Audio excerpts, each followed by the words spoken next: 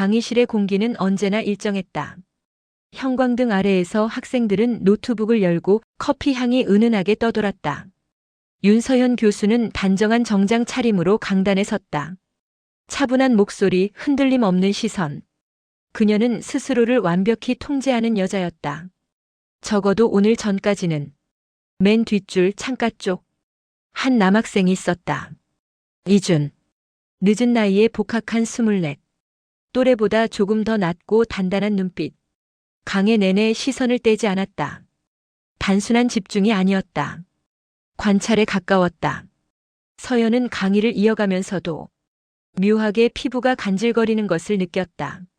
신경 쓰지 마. 하지만 사람의 감각은 머리보다 먼저 반응한다. 수업이 끝난 뒤 교수님 질문이 있습니다. 그가 다가왔다. 가까이서 보니 숨결이 의외로 따뜻했다. 말해보세요. 오늘 말씀하신 금지된 욕망이라는 개념이요. 인간은 왜 금지될수록 더 끌리는 걸까요? 서연은 잠시 말을 잃었다. 그 질문이 학문적인지 아니면 자신을 향한 것인지 분간하기 어려웠다. 경계가 있기 때문이죠. 선을 넘는 순간 우리는 다른 사람이 되니까요. 준의 입가가 미묘하게 올라갔다. 교수님은 선을 잘 지키는 편이십니까? 심장이 순간 빠르게 뛰었다. 그의 눈은 도전적이었고 그 시선은 서연의 몸 어딘가를 조용히 훑고 지나갔다. 그날 밤 서연은 침대에 누워 있었다. 천장을 보며 낮의 장면을 떠올렸다. 그의 눈빛, 그 질문, 그리고 마지막 말. 교수님은 선을 잘 지키는 편이십니까? 그 문장이 계속 귓가를 맴돌았다. 며칠 뒤, 준은 연구실 조교 신청서를 들고 나타났다. 교수님 수업이 흥미로워서요. 그의 목소리는 조용했지만 눈빛은 전혀 그렇지 않았다. 서연은 서류를 넘기며 애써 담담하게 말했다. 성적은 충분하네요. 성적 말고 다른 조건도 보십니까? 공기가 순간 묘하게 달아올랐다. 그녀는 시선을 들었다. 두 사람의 눈이 정면으로 마주쳤다. 그 거리, 숨결이 닿을 듯한 간격. 서연은 순간적으로 자신이 여자라는 사실을 강하게 의식했다. 그는 학생이었다. 그리고 그녀는 교수였다. 하지만 그 경계는 생각보다 얇았다. 늦은 저녁, 연구실 창문에 빗물이 흘러내렸다. 오늘 여기까지 하죠. 서연이 말했지만 준은 자리를 뜨지 않았다. 교수님. 그의 목소리가 낮게 가라앉았다. 혹시 단 한 번도 경계를 넘고 싶었던 적 없으십니까? 서연의 심장이 크게 뛰었다. 준 씨, 그건. 말이 끝나기 전에 그의 손이 그녀의 손목을 부드럽게 감쌌다. 거칠지 않았다. 하지만 단단했다. 손목에서부터 전류처럼 뜨거운 감각이 퍼졌다. 지금이라도 도망가실 수 있습니다. 그는 속삭였다. 아니면. 말은 끝나지 않았다. 그 대신 두 사람 사이의 거리가 완전히 사라졌다. 입술이 닿았는지 숨결이 먼저 섞였는지조차 분간되지 않았다. 다만 분명한 건 그 순간 서연의 이성이 무너졌다는 사실이었다. 창밖에서 번개가 번쩍였다. 어둠 속에서 그의 손길이 그녀의 허리를 끌어당겼다. 강의실에서 보던 단정한 교수의 모습은 어느새 사라지고 한 여자의 숨소리만이 남아있었다. 책상 위에 흩어진 논문들, 떨어지는 펜, 젖은 창문, 그리고 서로를 놓지 못하는 두 사람. 그날 밤 경계는 완전히 사라졌다. 다음 날 강의실. 윤서연은 평소보다 단정하게 옷매무새를 정리했다. 스스로를 다잡기 위해서였다. 어젯밤의 일은 실수였다. 충동이었다. 단 한 번의 경계 이탈. 그렇게 정의하면 끝날 일이었다. 그러나 강의실 문이 열리고 이준이 들어오는 순간 그녀의 심장은 배신하듯 빠르게 뛰었다. 그는 아무 일도 없다는 듯 자리에 앉았다. 하지만 시선은 달랐다. 알고 있다는 눈빛. 함께 같은 비밀을 공유하고 있다는 묘한 여유. 수업 중 서연이 칠판에 글을 적고 돌아섰을 때 그의 눈이 그녀의 목선에 잠시 머물렀다. 짧은 순간이었지만 그 시선은 옷감 너머까지 스며드는 듯 했다. 보지 마. 마음속으로 중얼거렸지만 몸은 이미 그 시선을 인식하고 있었다. 며칠 뒤, 교수님, 지난 논문 초안 수정해 왔습니다. 그의 목소리는 낮고 차분했다. 문이 닫히는 소리가 이상하게도 또렷하게 들렸다. 서연은 서류를 받으며 최대한 거리를 유지하려 했다. 좋아요. 거기 앉으세요. 하지만 주는 앉지 않았다. 교수님. 그 한마디에 공기가 느리게 가라앉았다. 어제 이후로 아무 일도 없던 것처럼 지내는 게 더 어렵네요. 심장이 철렁 내려앉았다. 준 씨, 그건 교수님이 먼저 멈추시면 됩니다. 그는 천천히 다가왔다. 서연은 물러서지 못했다. 책상 가장자리에 허리가 닿았다. 그의 손이 그녀의 손목을 다시 잡았다. 어제와 똑같이 부드럽지만 단단하게. 이번에는 도망치지 않았다. 그의 손끝이 손목에서 팔 위로 아주 천천히 올라왔다. 마치 시간을 끌듯 감각을 의도적으로 깨우듯. 피부 아래에서 맥박이 뛰었다. 지금도 멈추실 수 있습니다. 그의 숨이 가까웠다. 서연은 눈을 감았다. 그 순간 입술이 닿았다. 거칠지 않았다. 하지만 깊었다. 서로의 숨이 엉키고 손길은 점점 확신을 띠었다. 책상 위에 서류가 미끄러져 떨어지고 펜이 바닥에 굴러갔다. 그녀의 손이 그의 어깨를 붙잡았다. 밀어내기 위한 건지 붙잡기 위한 건지 스스로도 알 수 없었다. 그의 손길은 허리선을 따라 천천히 움직였고 그 경로를 따라 피부는 민감하게 반응했다. 구체적인 동작은 말하지 않아도 둘의 숨소리가 설명하고 있었다. 짧은 신음이 연구실의 정적을 갈랐다. 그날 오후 닫힌 문 안에서 교수와 학생이라는 구분은 완전히 사라졌다. 관계는 멈추지 않았다. 오히려 더 위험해졌다.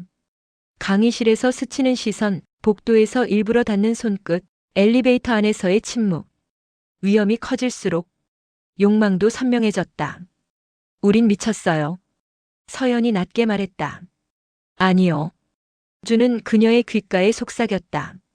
우린 솔직해진 겁니다. 그의 말은 위험했다. 하지만 동시에 달콤했다. 어느 날 학교 외곽의 작은 호텔. 익명으로 예약된 방. 문이 닫히는 순간 둘은 서로를 놓지 않았다. 이번엔 망설임이 없었다. 그의 손길은 더 대담해졌고 그녀의 숨은 더 뜨거워졌다. 옷이 바닥에 떨어지는 소리는 마치 선이 하나씩 끊어지는 소리 같았다. 구체적으로 무엇이 어떻게 움직였는지 굳이 설명하지 않아도 그날 밤 침대 위 공기는 분명히 뜨겁게 일렁였다. 창밖 네온 불빛이 흔들리는 그림자를 만들었다. 그 그림자는 서로를 끌어안고 서로에게 파묻히고 서로의 온기에 완전히 잠겨 있었다. 서연은 처음으로 자신이 통제하지 못하는 감정에 빠져들고 있다는 걸 인정했다. 그는 단순한 충동이 아니었다. 중독이었다. 하지만 비밀은 오래가지 않는다. 학생들 사이에서 소문이 돌기 시작했다. 교수님이랑 조교 사이 이상하대. 서연은 차갑게 부인했지만 시선은 점점 날카로워졌다. 주는 오히려 담담했다. 들키면 어쩌죠? 교수님은 잃을 게 많겠죠. 그 말은 서연의 심장을 파고들었다. 그녀는 교수였다. 평판, 경력, 위치. 모든 것이 한순간에 무너질 수 있었다.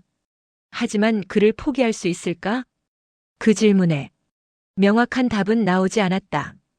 결정적인 소문이 돌았다. 학교 감사위원회 조사. 서연은 준을 불렀다. 이제 끝내야 해. 그는 한참 동안 말이 없었다. 그리고 천천히 다가왔다.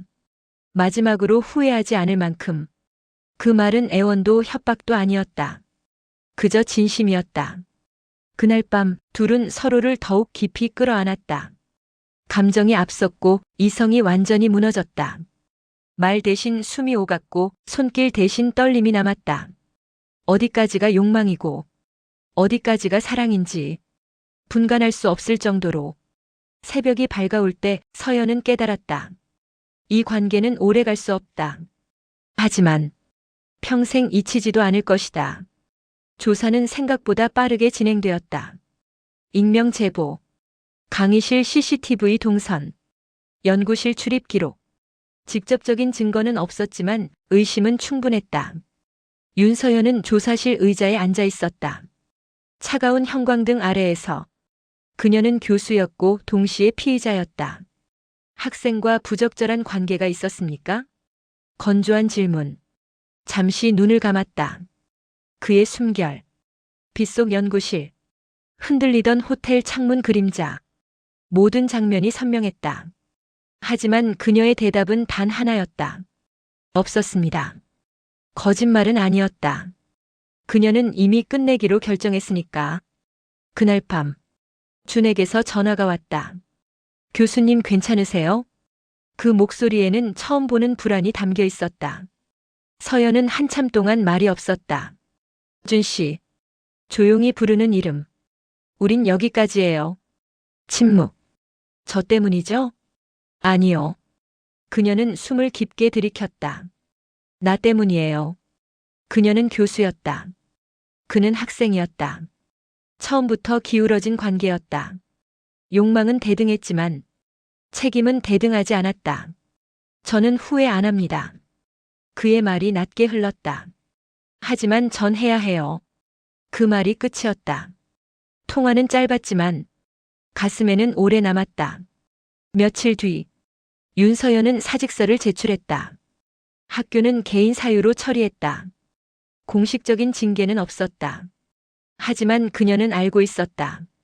남아있어도 이곳에서 예전처럼 설 수 없다는 걸. 강의실 문을 마지막으로 닫는 순간 형광등 아래 비어있는 책상들을 바라보았다. 맨 뒷줄 창가 자리. 그 자리가 이상하게 또렷했다. 처음 마주쳤던 눈빛. 도전적이던 질문. 교수님은 선을 잘 지키는 편이십니까? 그 질문에 이제는 대답할 수 있었다. 아니요. 아주 조용히 중얼거렸다. 몇 달 후, 바닷가 도시의 작은 강연장. 윤서연은 외부 강사로 초청되어 금지된 욕망과 윤리라는 주제로 강연을 하고 있었다. 아이러니했다. 청중 사이에서 낯익은 얼굴을 본 건 강연이 끝날 무렵이었다. 이준. 멀리서 조용히 바라보고 있었다. 눈이 마주쳤지만 둘 다 다가오지 않았다. 말도 없었다. 그저 짧은 고개 인사. 그것이 전부였다. 그는 여전히 젊었고 앞으로 나아갈 길이 있었다. 그리고 그녀는 자신의 선택을 안고 살아가야 했다. 그날 밤 숙소 창문을 열었다. 바람이 들어왔다. 한때는 누군가의 숨결이 닿던 목선이 이제는 차갑게 식어 있었다. 하지만 이상하게도 완전히 비어있지는 않았다. 그 관계는 끝났지만 기억은 지워지지 않았다. 그녀는 눈을 감았다. 불타던 밤들, 경계를 넘던 순간들, 이성이 무너지던 숨결, 모두 지나갔다. 대신 남은 건 자신의 선택에 대한 책임과 어른이 되는 방식이었다. 사랑은 아니었을지 모른다. 욕망이었을지 모른다. 하지만 분명했던 건 그 순간만큼은 진심이었다는 것. 그리고 어떤 진심은 함께 가지 못해도 평생 남는다. 그녀는 모든 것을 지켰다. 단 하나, 자신의 마음을 제외하고. 그리고 그 마음은 조용히 혼자 남았다.